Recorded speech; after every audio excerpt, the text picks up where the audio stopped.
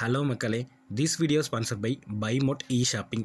இந்த ஆப்பில் வீட்டுக்கு தேவையான ப்ராடக்ட்ஸ் எல்லாமே ஆன்லைன்லேயே பர்ச்சேஸ் பண்ணிக்கலாம். டோர் டெலிவரியும் உண்டு. ஆப் லிங்க் டிஸ்கிரிப்ஷனில் இருக்குது, மறக்காமல் செக் பண்ணி பாருங்கள். வாங்க வீடியோக்குள்ளே போகலாம். இந்த உலகத்தில் எல்லா நதிகளை விட மிக நீளமான நதி அப்படின்னு சொல்லப்படுவது நைல் நதி தான். ஆனால் சமீபத்தில் அதிகமாக பேசப்பட்டு வருவது என்ன அப்படின்னு பார்த்தோம்னா, அமேசான் நதி தான் ரொம்ப நீளமான நதி அப்படின்னு சொல்லுவாங்க. ஆனால் அது உண்மை கிடையாது. ஏன்னா நைல் நதி தான் உலகிலேயே மிக நீளமான நதி அப்படின்ட்டு நிறைய ஆதாரங்கள், சான்றுகள், ஏன் கின்னஸ் ரெக்கார்டு கூட இருக்குது. அது எல்லாத்துக்கும் தெரிஞ்ச விஷயம் தான். சரி, இந்த நைல் நதி எங்கே தொடங்கி எங்கே முடியுது அப்படின்னு பார்த்தோம்னா, ஃப்ரூண்டிங் அப்படிங்கிற நாட்டில் தொடங்கி மத்திய தரைக்கடலில் கலக்குது அப்படின்னு சொல்லப்படுது. அது மட்டும் இல்லாமல் நெயில்னா என்ன அப்படின்னு பார்த்தீங்கன்னா, எகிப்திய மொழிகளில் நெயில் அப்படிங்கிறது நதி அப்படின்னு பொருள்படுமா. அதனால் உலகம் அறியும் வகையில் இந்த நதிக்கு நெயில் நதி அப்படிங்கிற பெயர் வைக்கப்பட்டுச்சு. அது மட்டும் இல்லாமல் நெயில் நதி ரெண்டு வகையாக பிரிக்கப்படுது. எப்படி அப்படின்னு பார்த்தோம்னா, வெள்ளை நிற நெயில் நதி, நீல நிற நெயில் நதி அப்படின்னு சொல்லப்படுது. வெள்ளை நிற நெயில் நதி அப்படிங்கிறது மத்திய ஆப்பிரிக்காவில் விக்டோரியா அப்படிங்கிற ஏரியில் தொடங்கப்படுது.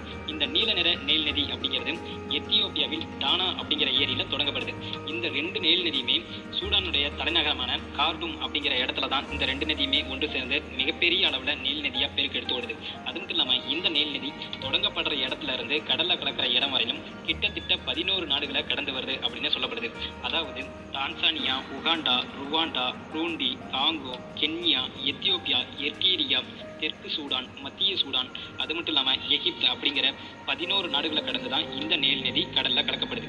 அது மட்டும் இல்லாமல் இந்த நெயில் நதியோட மொத்த நீளம் அப்படின்னு பார்த்தோம்னா கிட்டத்தட்ட 6671 கிலோமீட்டர் அப்படின்னு சொல்லப்படுது. இந்த நெயில் நதி பாய்கின்ற அளவில் 1/5 மட்டுமே எகிப்து வழியாக பாயுது. அப்படி இருந்தும் எகிப்துக்கும் நெயில் நதிக்கும் ஒரு மிகப்பெரிய நெருக்கம் இருக்குது அப்படின்னு தான் சொல்லியாகணும். ஏன்னா எகிப்தினுடைய பண்டைய கால கலாச்சாரங்கள், வரலாற்று இடங்கள் அப்படின்ட்டு எல்லா இடமுமே நெயில் நதியோட நதிக்கரையிலே தான் அமைஞ்சிருக்கு. இந்த நெயில் நதி பகுதியில் பல வகையான தாவரங்கள் வளர்ந்தாலும் முக்கியமான தாவரம் அப்படின்னு பார்க்க போனோம்னா பாபிரஸ்.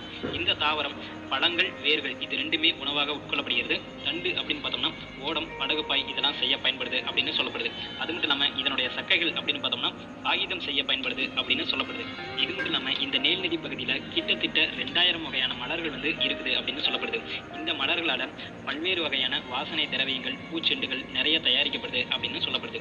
இதுக்கப்புறமா நெயில் நதி பகுதியில் பல்வேறு வகையான மூலிகைப் பொருட்கள் வளர்கிறது.